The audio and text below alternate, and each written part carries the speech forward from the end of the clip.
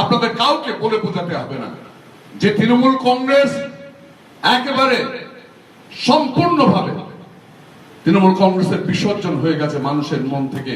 তৃণমূল কংগ্রেস আর কখনো ফিরবে না, তৃণমূল কংগ্রেস আর কখনো মানুষ করবে না, তৃণমূল কংগ্রেসের নাম নিশানা থাকবে না এই জালিয়াতির উপরে, তোলাবাজির উপরে, চিটিংবাজির উপরে।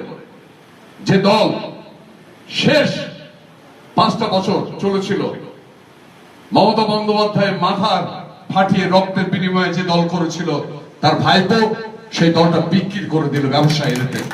এই দল জীবনে আর কখনো আসবে না। কেন এরকম ভবিষ্যৎবাণী করলেন? একটাই, এরা একেবারেই মানে এক কথায় যদি বলতে হয়, এরা জনবিরোধী একটি গোষ্ঠী।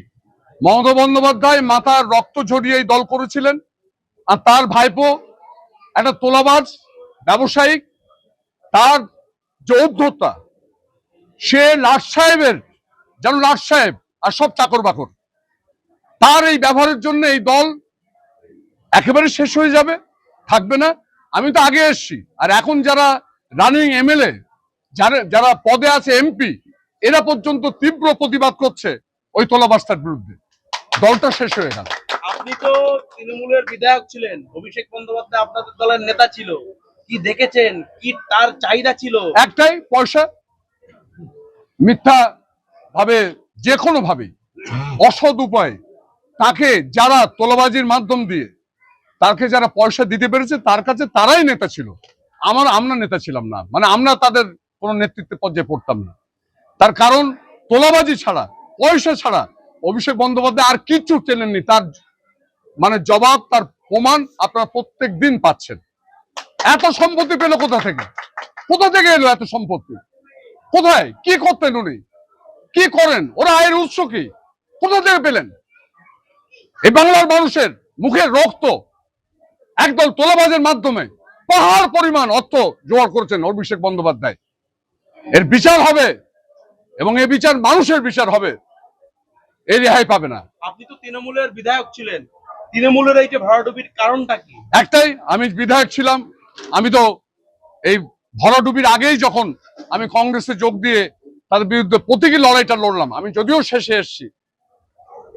অর্থাৎ এই ভরাডুবি হবেই, বাংলার মানুষের এই মনের যে লেখা, এটা আমি অবশ্যই পড়তে পেরেছিলাম।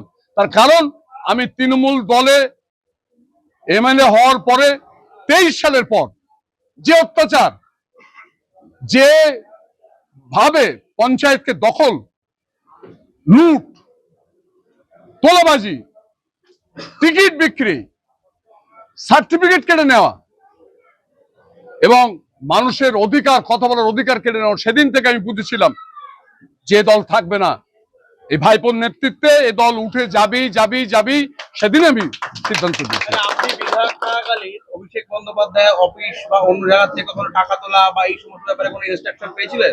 আমি ইনস্ট্রাকশন, আমি তো কি বললাম যে আমি একজন বিধায়ক পশ্চিমবঙ্গের, যার বিধানসভায় তার নিজের কেন্দ্রে যেখানে বুথে ভোট দেয়, সেই পঞ্চায়েতের আসনটাও তাকে দেওয়া হয়নি। কেন? এ বলার অপেক্ষা রাখে? আমাকে কেন আমাকে একটাও টিকিট দেওয়া হয়নি, তখন আমি টিকিটের বিনিময়ে পয়সা দিতে পারবো না। সেই জন্য পরিষ্কার, এ তো দিনের আলম তো পরিষ্কার। আমি কেন? পশ্চিমবঙ্গ সবাই বলবে, সব নেতারাই বলবে। আপনার এই যে মানে বসিরহাট জেলা বা এই বিধানসভা, এই যে চক্র চালাতো কারা? সে আর এটা আপনারা সব থেকে ভালো জানেন। তার কারণ এত বেশি মানুষ আপনাদের কাছে অভিযোগ করেছে, আপনারা ভালো জানেন।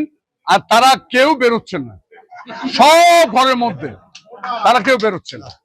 বাদুড়িয়ার যিনি বর্তমান এমএলএ হয়েছেন, আপনি ছিলেন, কাজী আব্দুল রহিম এমএলএ ছিলেন, নতুন যিনি এমএলএ হয়েছে তাকে দেখা যাচ্ছে না। ব্যাপারটা কি বলুন তো? সেটা এক মানুষ তিনিই বলতে পারবেন। কেউ দেখেননি, আমি শুনছি।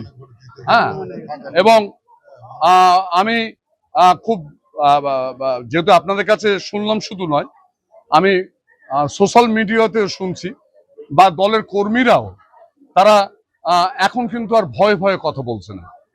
তৃণমূল দলের নেতা কর্মীরা, সাধারণ মানুষ ভয় করে কথা বলতো, আজকে তৃণমূল দলের তরফ থেকে বলছে যে জেতার পরে নাকি তার সঙ্গে তৃণমূলের দলের নেতাদের দেখা হয় না। আমি ঠিক বলতে পারবো না, ওরা জানে, ওরা বলতে পারবে। আব্দুল রহিম দিলু যে কথাটা বলছেন একদম কিন্তু সত্যি কথা। কেননা টিএমসির অভ্যন্তরীণ যে বিষয়গুলো উনিই জানতেন, আমরা তো বলতে পারবো না, যেহেতু উনি বিগত 5 বছর টিএমসির বিধায়ক ছিলেন এবং উনি জানেন যে কাটমানিগুলো ওঠে, বালি, কয়লা, গরু, এভরিথিং সব কিছুতেই কাটমানি কাটমানি কাটমানি।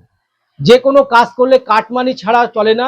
জমির থেকেও কাটমানি উঠতো, সেই কাটমানির কিন্তু 70% 80% কালীঘাটে যেত কার কাছে? অভিষেক ব্যানার্জির কাছে। সে যেহেতু কার হাত ধরে? বাদুড়িয়াতে অনেক মোটা মোটা নেতা আছে, নাম করব না, অনেক মোটা মোটা নেতা আছে, তাদের হাত ধরে চলে যেত। আজকে দেখুন দাঁড়িয়ে কাটমানি ছাড়া বাদুড়িয়াতে কিছুই চলতো না। জমি কিনতে গেলে কাটমানি, জমি বিক্রি করতে গেলে কাটমানি। কি সর্বনাশী ব্যাপার ছিল। আজকে বাদুড়িয়াতে পুরো কাটমানি ছাড়া কোনো কিছু নেই, কাটমানি কাটমানি। আর এই কাটমানি পুরো দায়ভার নিতে হবে অভিষেক ব্যানার্জিকে। অভিষেক ব্যানার্জির উঙ্গলি হিলনেতে এই কাটমানিটা চলতো। বাদুড়িয়া যারা নেতা আছে তারা কিন্তু অভিষেক ব্যানার্জির কথা মতন কাটমানি তুলে অভিষেক ব্যানার্জির কাছে পাঠানো হতো। বলছে যে তৃণমূল দল কি আর থাকবে না, ব্যাপারটা কতটা সত্য? টিএমসি দল থাকবে না মানে কি? আছে কোথায়? ওরা তো নেই। জনগণ বাংলার থেকে ধুয়ে মুছে সাফ করে দিয়েছে এবং জনগণ দেখবেন কিছুদিন পরে আইনি ভাবে যে বাড়িতে বসবাস করে সে বাড়িটাও হয়তো থাকবে না অভিষেক ব্যানার্জি, সে বাড়িটাও ভেঙে যাবে। এর থেকে অপমান কি আছে? দলটি, তৃণমূল দলটি মুছে টিএমসি দলের কোনো পতাকা, ফ্ল্যাগ, কোনো কিছু মারার কোনো লোকই পাবে না। এরা দলই থাকবে না, ধুয়ে মুছে ছাপ ওয়েস্ট বেঙ্গল থেকে।